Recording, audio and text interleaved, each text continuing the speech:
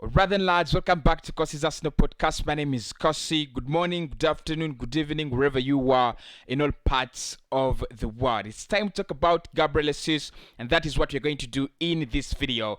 And I think with Gabriel Jesus, there are one or two or three questions you have to ask about him. How good is he really? This season he scored 8 goals for Manchester City, and 4 of them came in one game. So literally he scored he has scored 4 goals in 21 appearances for Manchester City in the Premier League. The question is, he that good? We'll try to answer that in this video, and of course a couple of other things that I really want to know, and I would really love to discuss in this video. Why is he underscoring his expected goals per 90 and also per season? His XG is very, very high, but the number of goals he's scoring is very low. Why is that? And of course, at the end of the video, we'll try to find out whether he is the player Arsenal want, and generally, where will he play at Arsenal, and how will he line up in this Mikel Arteta system? All that in this video. Do me a favor, hit the like button for me, subscribe to the channel, and of course get involved in the comments. Do you think, as an Arsenal fan, he is the striker you are expecting? Is he the striker you are expecting Arsenal to sign by the end of the season? Is it a bit of a shocker? Is he overrated? Is he underrated?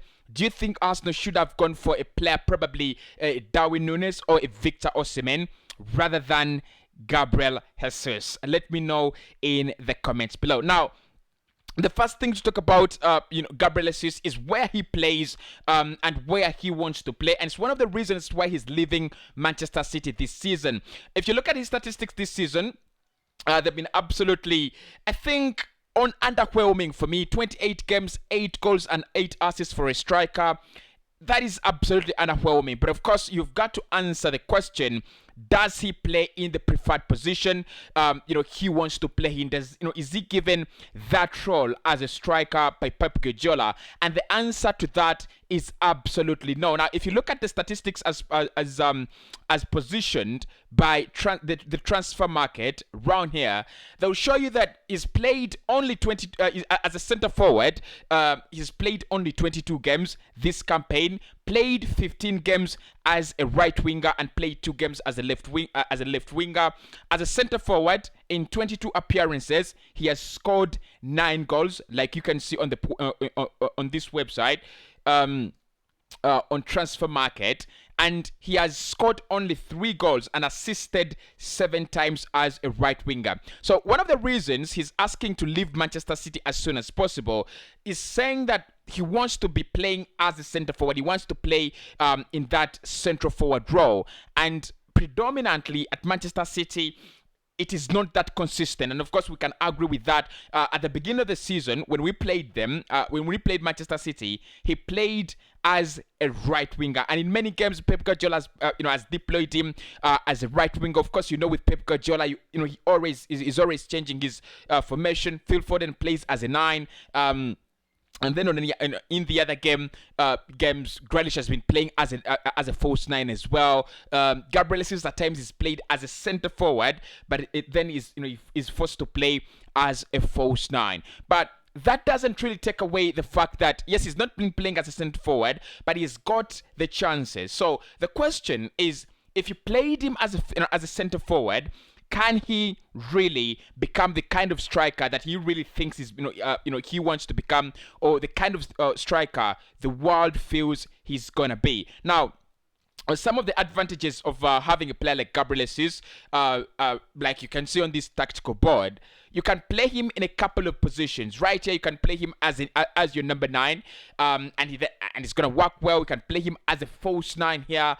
He works well. He's played as a right winger, 15 games this campaign for both club and country, and he's done very well. And he can also play in can also play on the left wing. He's not played so many minutes on the left wing. Actually, we can exclude him from the left wing because he's not played very many minutes. He's only played 2 games and scored 1 goal from the left wing. But this is where he loves to play. This is where his passion is as a player. He would love to play around this spot as a right winger, as a false nine, but also as a number 9. The question that poses, and why I really want to look into this, why is he over underscoring his XG? That is a huge question for Arsenal fans, because we are looking for a striker who can put the crosses of Kieran Tierney, the through balls of Martin Odegaard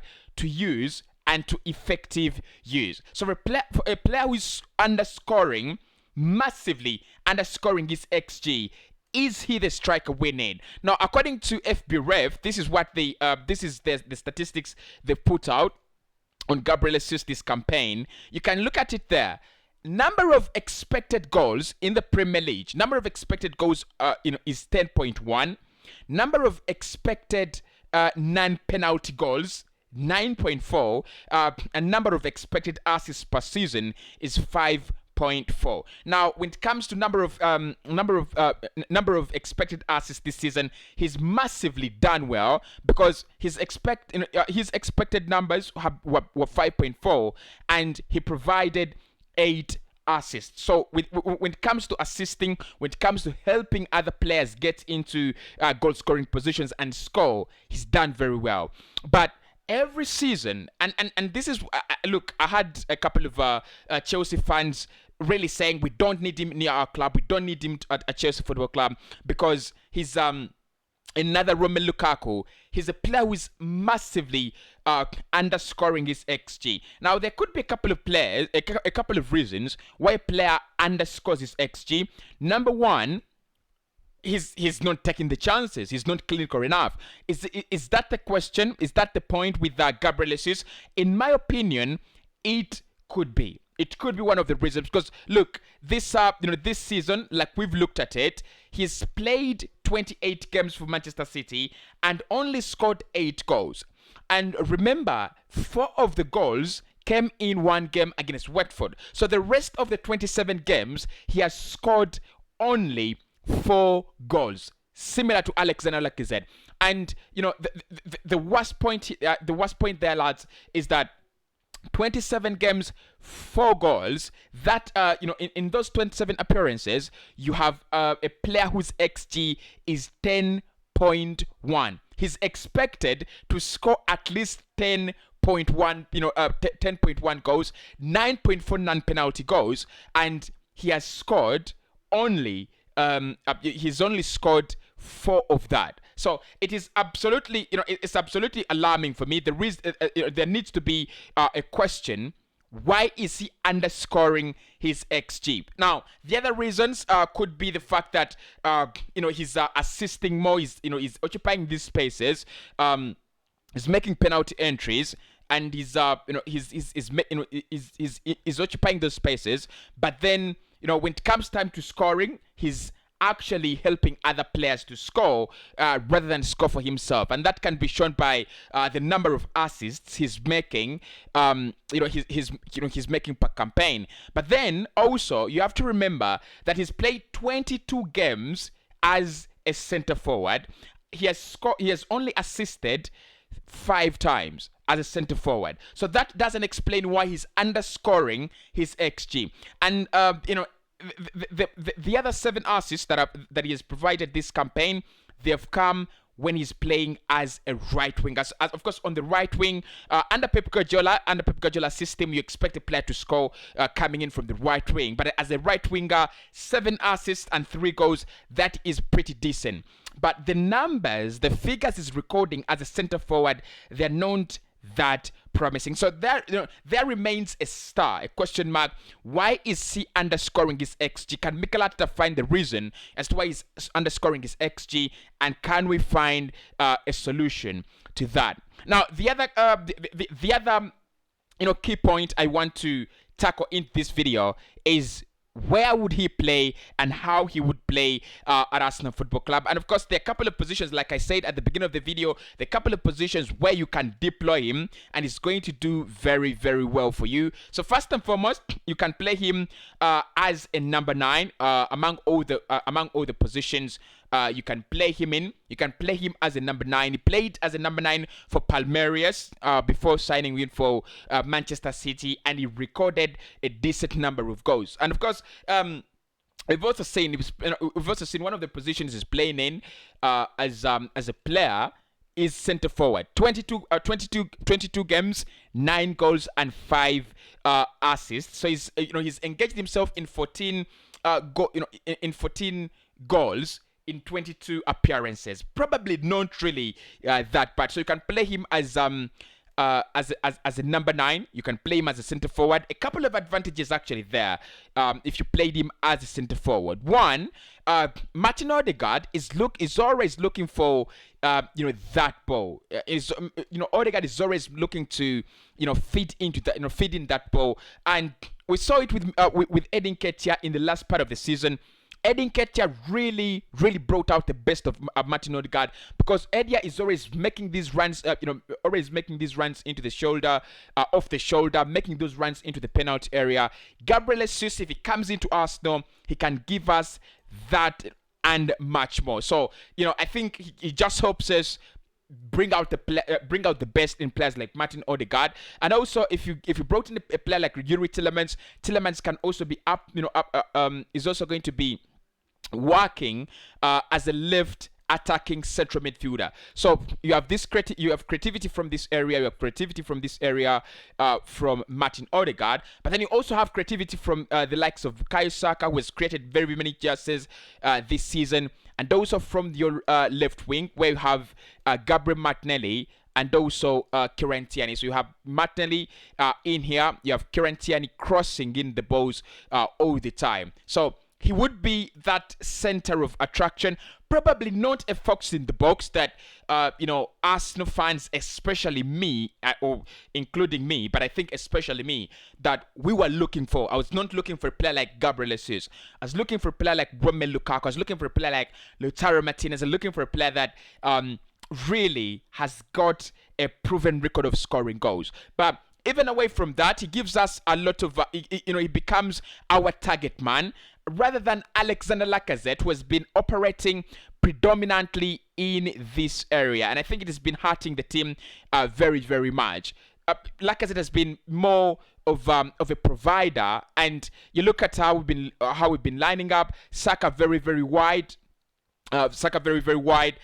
Martinelli is the only player who's been trying to close into the penalty area. So Lacazette coming in and trying to be a provider, he's literally no one, providing no one in this area, in this space, and that's why we've not actually scored as many goals as we should have or as we could have with Alexander Lacazette onto the pitch. So I think role number 1 is when we have him as a center forward. It is really going to help us, because this season we've not had an active center forward. We've not had a center forward who can give us that real quality up top. So that would be role number 1. That would be one way Mikel Arteta can actually deploy him, in there. Now the second way you can deploy him, or you can play him predominantly according to the transfer market, is when you play him on the right wing. And of course that would support the fact that Arsenal can get in another striker and still have another player in Gabriel Jesus who can give us lots and lots of goals.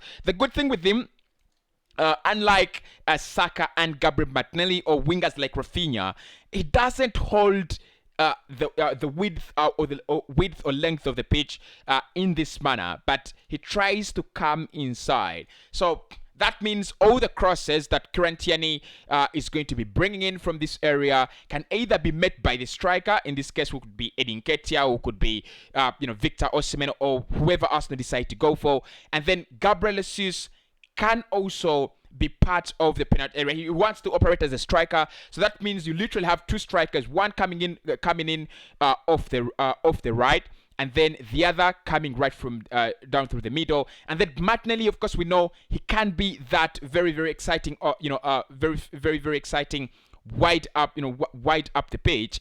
But with Kieran Tierney occupying these spaces, Martinelli is forced inside. So you have, it just helps us have more bodies in the penalty area. For me, the reason as to why Kieran Tierney's crosses do not meet any do not get any service is because we have few bodies in the penalty area. So if you have Martinelli, you have another striker, you have Gabriel Jesus coming into this area, it would massively help us have more bodies in the penalty area, something that I think we need, and also more goals from more players around the pitch. Saka can give you 15. Saka can give you 15 goals, but you can easily shift Saka to this side, and then you'll still get the same output. You still get your 10, 12 goals per campaign, and then around 8, 9 assists. So you can also play him as a right winger. You can play him as a left winger, but then he's not very, very effective in that way. But then he can also be played as a false 9. Now, I do not really fancy Arsenal playing a false 9 role, because the reason, for me, the best reason for you to play a false 9, if you had a player like Martin Odegaard, trying to score as many goals as he can, for you. But Odegaard is not that kind of number 10. He loves being in this space. He loves, working with Bukayo Saka. Saka, of course, occupying, these spaces around here. So he loves being here. And coming into the penalty area for Martin Odegaard, at times it is not that, it is occasional. It is not that frequent that you'll see him coming into the penalty area. So it doesn't really make any sense for Gabriel Jesus to be running off the center, coming out in here as a false 9, or running to the sides and then leaving this spot empty. Okay, of course, one reason you'd have that is if you have Saka willing to make this run, to come here all the time, and if Saka doesn't make the run, then Martinelli makes the run. That is one advantage you'd have. But the reason why I feel playing him as a false 9 really doesn't make any sense for me is he's always going to make this run off the middle, away from the middle, if he senses Saka and Martinelli do that. He's done that for Manchester City brilliantly, and that's why we have Riyad Mahrez scoring and outscoring him. You have Kevin De Bruyne scoring and outscoring him. And actually, Kevin De Bruyne has been very, very able to play, many balls on a rebound. So let's call this Kevin De Bruyne. Shot number what? Shot number 17. Okay. Shot number 17. 17, not 11.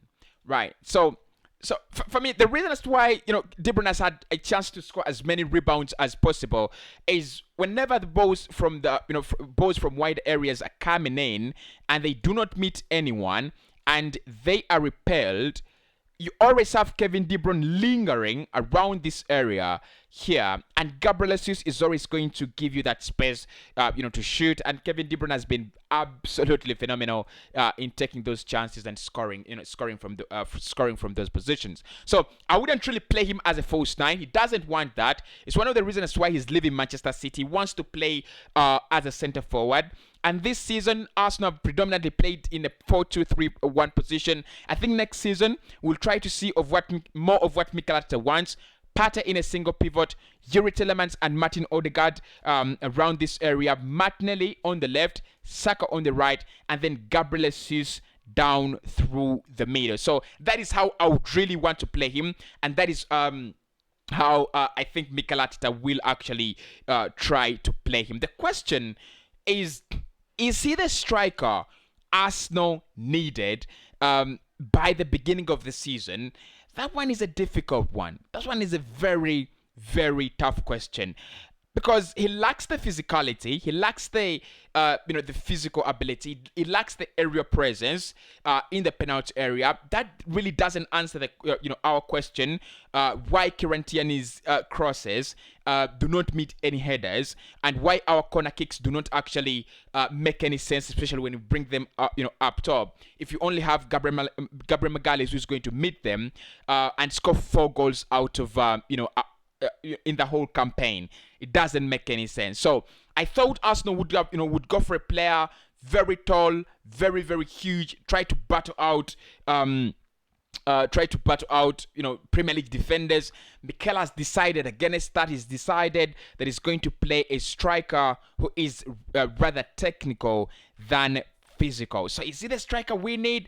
That can only be answered if he plays around 10 games in a campaign, in next campaign for Arsenal. If he does that, then I think we will know whether he was the striker Arsenal ever needed or he was not. But of course, how would you play him? In my opinion, play him as a centre forward. He's coming from City, and he's saying at City, I'm not giving the role I want. Give him the role he wants. We've seen it with the statistics already. If you play him in that number 9 role, probably he's gonna get this. He's gonna give you the statistics you want. Because look at that: 34 games, 14 goals and 7 assists, and then 29 games, 13 goals and 3 assists. So if you give him the game time and you give him the role he wants, can he really play in that? Can he really give you the numbers you want? His best season has been 14 goals, right? Probably not the 20 goal guarantee that Arsenal fans need, but again, you cannot really judge him very early. He's only played